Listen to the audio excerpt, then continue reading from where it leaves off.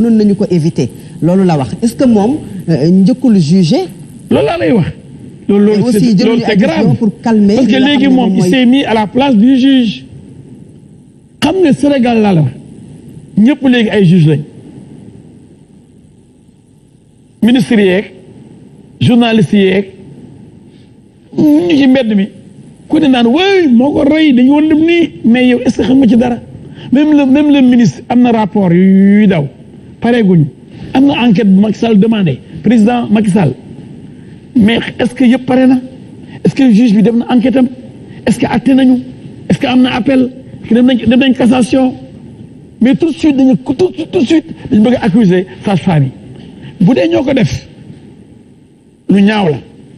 dinañu seetaan nit ba mu dee ñoo yàlla la seen conscience war ñu tëdd di nelaw te ay sanction mën na am mais mën nañ ko graduer waaye tër rek ñu dóor prison mais bu ko defee syndicat bi daan ëllëg kat na woon fa woon bu ñu bàyyee nii kuñ fi ne yaa def lii avant ñu lay àtte ñu yóbbu la prison ëllëg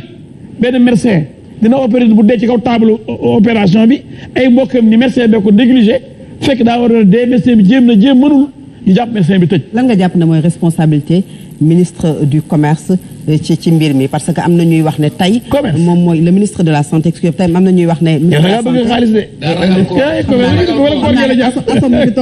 moom bëgg na ministre de la santé Abdoulaye Diouf Sarr moom tamit ñëw toog fii parce que boobu ba tey ñu ngi ko bëgg mënuñu ko am ASSOM accepté na ñëw toog ak ñun wax li nga xamante ne stratégique muy wàllu koom bëgg nañ ministre de la santé ñëw mais ministre de la santé tey ñu bari dañuy wax ne moom mooy le premier responsable ci situation bi nga xam ne ñu ngi koy dund yow lan nga jàpp tey ci mbir mi ci responsabilité Abdoulaye Diouf Sarr nekk. xaw ma ci dara man de damay maanu parce que man liggéeyuma ministère de la santé dewuma inspection. le système de santé au Sénégal maître ni mu mel. ni mu mel aussi du Abdoulaye Diouf Sarr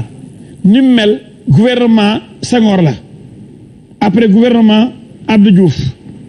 après gouvernement Ablaye Wade après suma xarit ñëw lu yokk lu bëri nag ooy hôpitaux yu mag muy ay Kaffrine Ziguinchor dafa dañ ko temps Wade kenn ubbiwu ko ak Fatick mu ñëw ubbi ko gis nga kii ubbi la di professeur Seydi du jàpp ci boo demee Fann hôpital bu xam ne defe naa ci kaw la nekk hôpital Fann gis nga ko non pas hôpital Fann am na benn service des maladies infectieuses professeur Seydi ak apport bien sûr ay bailleurs étrangers ak état du Sénégal man demoon naa daaw dañ koy ubbi mais c'est magnifique ak partout ailleurs mais li ngeen di fàtte mooy Senghor ba léegi dañ nekk ci pays bu ndóol. boobu hôpital Dantec ñu ngi jooy. waaw pàccax ndox mi. d'accord naa am problème de plomberie. réew mu ndóol d'électricité et d'infrastructure. réew mu ndóol noonu lay mel. réew mu ndóol du mel ni Allemagne un pays pauvre du tiers monde du mel ni Hollande un pays pauvre comme le Niger le Mali le Sénégal la Guinée bu ñoo mel ni États-Unis d'Amérique yàlla yemalewul suñu baaraam yi kon bu fekkee da nga bëgg lépp nice da nga nekk dans un pays développé kon hôpitaux yi réglé matériel bi du manqué personnel bi du manqué ndax dañu am koom dañu am alal bu doy sëkk ba nga xam ne foo dem rek lépp gongo Abdoulaye Wade mu ne le sous-développement mu ne ay manque lu manqué la mu ne ensemble boo ko boolee benn say boo xam ne ay yu ñu war a am te amuñu ko mooy lu manqué ne loolu mooy sous-développement waaw bu ñu manqué dara ñu ne pourquoi ñu manqué dara kon ñu ngi fàttali ne ñun sous-développement lañ nekk que sunu loxo jotul sunu ginnaaw loolu la ñuy wax mais ñu ngi jéem mais fépp mënul nice nañu am tuuti tolérance critique mënul ñàkk dana tax gouvernement bi ubbi ay bëtam président gën mu ngi jokkoo ak ndaw yi mu ngi dem ay mission di xool moom ci boppam mu ngi wàcc sur le terrain pour xam liñ koy nëbb mu xam ko parce que mënul xam lépp et même mu xamee lépp président Macky Sall mënul régler lépp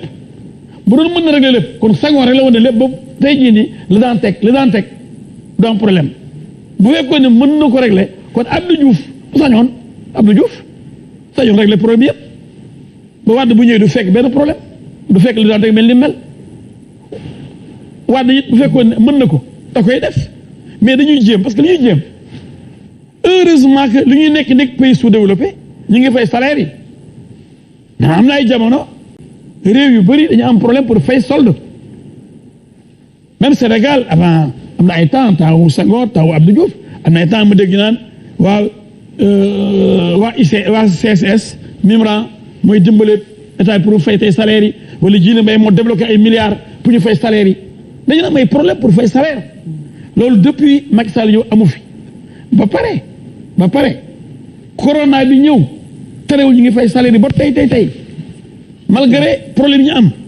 mais kon bu ñu bëggee lépp nice dana jafe mais nag nañ soññ gouvernement bi mu gën a jàppale santé éducation déjà lañ fay def ci ay milliards bëri na mais gis nga leen nee na yokkaat solde yi fu ñu koy jëlee gouvernement bi xoj nañ ko ay weer mu obligé signer ay accord joxe ay xaalis te Sénégal réew mu ndóol la mais nag yàlla jeexul ndax pétrole baa ngi ñëw gaz baa ngi ñëw incha allah loolu bu ñëwee ba wala ngaan milliards yu ciy génn dina tax hôpitaux yi baax dispensaires yi bëri personnel bi ñu recruter ñu bëri enseignement bi dox loolu mooy doxal Qatar loolu mooy doxal Koweït ak Arabie Saoudite ci même Arabie Saoudite même dëkk yooyu am na ay miskin am na ñu pauvre ci dëkk yooyu malgré leur richesse donc ma ni nañu dal nañu bañ di xalab nañu gën a di yërëm ak di soññ moo gën di yàq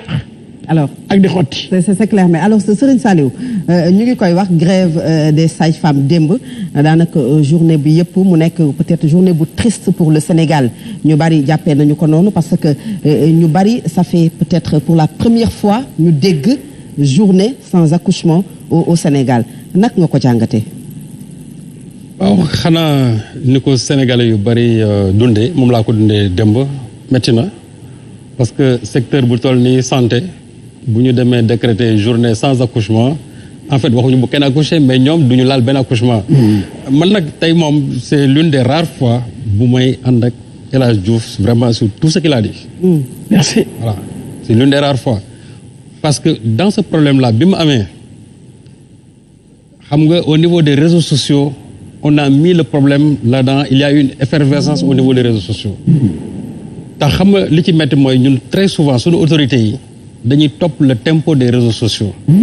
loolu moo amoon ci l'affaire commissaire Sankhare bu fekkee ne lu mel ni am na émotion bi Me El Hadji Diouf di wax nii warul egg c'est-à-dire réseaux sociaux yi mën nañ émouvoir parce que il y a eu vraiment nit moo ci ñàkk bakkanam te loolu dañ koy vraiment méttitlu parce que benn bakkan su xasee bood rek aussi souvent responsabilité am na ci mais aussi il faut savoir situer les responsabilités parce que tey bu ñu jëlee 4 sages-femmes placé leen sous mandat de dépôt d'ailleurs sax 6 la ñu war a nekk parce que dañ ne 2 yi dañu nekk en état moo tax donc ça veut dire que 6 yëpp la ñu woon ki est-ce que ce jour-là ce sont les 6 qui devaient être de garde pour femme boobu ce qui n'est pas le cas et en plus gynécologue bi nga xam moom mooy seen supérieur pourquoi on ne l'a pas placé sous mandat de dépôt d'autant plus que moom moo taxaw wax ne